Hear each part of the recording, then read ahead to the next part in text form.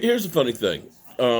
If you guys watched my live stream last night, okay, last night we had DMV Dallas Cowboys. I love having conversations with DMV. He's great breaking down college players and stuff. But DMV, I have to give you guys the quote. I try and give credit where credit's due. Okay, unlike some of those talking heads out there that steal my stuff and don't have Mark who? Who? We don't know who that is. And it's like, you did. You took some of the ideas and some of the things I talk about. But here's the thing. DMV said a couple of years ago, when you control the middle of the field, you control the field. Seriously. And by that, if you've got a center of your defensive line that can pound and stop the run, if you have a safety who can literally shut down the middle of the field, you own it. And that's the two positions that the Dallas Cowboys always look at as an afterthought. So when you think about the Cowboys as far as safety goes, the Cowboys since 2000 have drafted Roy Williams, his first round pick, in 2002, I think it was. And the other safeties they've drafted over the last 20 years have been 3 6-round picks. They don't value safety. I don't know why they don't value a safety. Okay? They turned around and, we'll get Clinton Ha Dix. And Clinton Ha Dix was so bad, he couldn't make it onto this team. He couldn't even make a spot on this roster. How bad must he have been for that to happen? Now, defensive tackle, another spot that we don't value that hard. Now, when you look at as Kuku Kachu or whatever his name was in here, who was talking about, Andy Dalton was 500 for the Cowboys and everything else. Yeah, because I'm going to tell you why he was. Because the Cowboys got takeaways. The reason why they started getting takeaways was the defensive line was able to get a push. You can look directly at Gallimore, okay? Gallimore being a big play guy, big play on me, Slay. You understand the big plays made on you. But Gallimore getting that push in the middle, helping to wreak havoc on offensive lines and in the backfield. And that helped cause more takeaways. And that's what I've always been saying. I don't understand why the Cowboys don't value one technique guys. I don't understand why they don't value safeties. So this is the first time I've seen this article that's in here in Bleacher Report, and it's done by John Williams. I'm giving him credit this morning.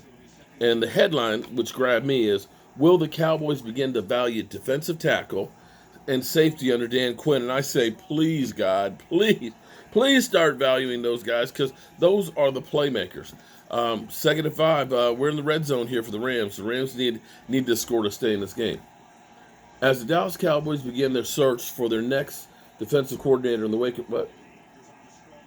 I was pretty vocal that Dan Quinn was not the direction I would have gone at the position. However, now that it's done, I can see how this move could be a good thing for the Dallas Cowboys, especially if it changes how they see defensive tackle and safety position. Yeah, you need, with his style, you need a ball hawk at safety. You need a center fielder out there. For years, the Cowboys attempted to get by with low-risk, hot. Again, I'm just reading this for the first time. But isn't that what I just told you guys? We get defensive ends. We believe in drafting defensive ends. We got Taco, we got D-Law, and those guys. But, defensive tackle, we're okay. Yeah, we're good with Tyron Crawford. Touchdown Rams. Okay, I'll fix the score in a second. Let me finish this. For years, the Cowboys attempted to get by with low-risk, low-cost options at defensive tackle and safety, instead placing a higher premium at linebacker, cornerback, and defensive end. Remember, I just told you. Cornerback and defensive end are certainly more important positions, but they spend a pick in the first 3 rounds on cornerback 4 times since 2015. Xavier Woods, Donovan Wilson were taken in the later rounds of the draft. Now, you can't spend at every position, which is true, but at some point, the Cowboys need to find a way to improve the middle of their defense. You control the middle of the field, you control the field, as John tells you from DMV Cowboys. If you don't have enough talent at defensive tackle, we've seen how that can hurt your linebacker play. What do I tell you guys? How many times do I tell you, you get the biggest bang for your buck with a lights out defensive tackle. Because if he's really, really good and requires double teams, then guess what? That means the guards aren't getting out to the linebackers, and the linebackers are free to roam. He can occupy space. You guys know. You know I've said that. You know I've said that. Um, if you don't have enough tackle, okay. Let's see.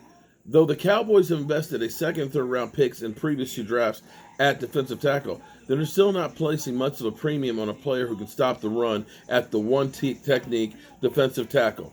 Elite defensive tackle plays matter. It's hard to find, but it's worth the search. You think? I've been saying it all my life. I played nose guard, and I understand completely. During his time in Atlanta, the Falcons were able to unearth Grady Jarrett in the fifth round of the 2015 draft. Then the Falcons signed him to a 4-year contract extension 2019. Even if he didn't originally invest a high pick on Grady, Jarrett, they saw the value that his play brought to their team and made sure to give him significant contract after the 2018 season. Dan Quinn's success in the NFL has been predicated on having a good safety play over the years. Dating back to his time with the Seattle Seahawks defensive coordinator, Quinn had All-Pro and Pro Bowl players Earl Thomas and Cam Chancellor. With the Falcons, he's gotten strong play out of his 2021 free agent Keno Neal. Hint, hint. In 2017, a year removed from the Super Bowl, the Falcons had their best defensive performance as they finished in the top 10 in yards and scoring, and they were beaten in divisional rounds by the eventual Super Bowl champion Philadelphia Eagles. That year, they got Pro Bowl performances out of Jarrett and Neal. Okay. If that's what it takes for us to actually focus in on a different direction, like I said, we've always gone for defensive end. We've always gone linebackers. But we never go through and take care of the middle of the field. And I'm telling you, the middle of the field is important. And if we can get, like I said, I loved what Gallimore did. Gallimore was one of the reasons why that defense got better. The fact that we got rid of Don Terry Poe, which was, again, another one, we'll get this guy, a couple $1 million and stuff, and he's gone. A couple $1 million is all we need to spend. And that didn't work. It did not work. And so we got to understand that we need a big, fat guy in the middle that is a roll-off dumpster, that will be able to play downhill and help stop the run. And it will help all of the levels of defense. Let me go into this article a little bit more here. Actually, I got the score wrong. Let me fix that. Okay, so the Cowboys have deficits. They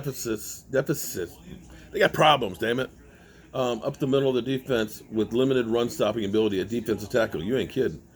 This affects their ability, the ability of their linebackers to make plays.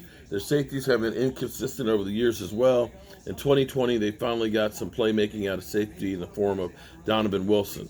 The Cowboys need to find an answer at one technique defensive tackle, and they need to find a safety that can pair with Donovan Wilson on the back end, preferably a guy who's a legit free safety type.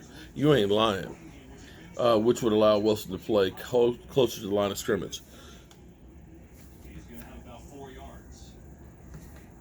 Does that sound like something I've said before? I mean, that's it in a nutshell. That's what the Cowboys have to do on the defense. Those are the two biggest things that you need to do right there. You need a run stopper. You need a ball hawking safety. You need another cornerback. And then you need linebackers too. So we've got a lot of holes to plug on there, but I'm hoping that they put a focus on that. And at some point, you have to look and say, you know what? Over the course of the last 25 years, we haven't done much to help those two positions. Maybe we need to change that up so we get better. That's what I would think.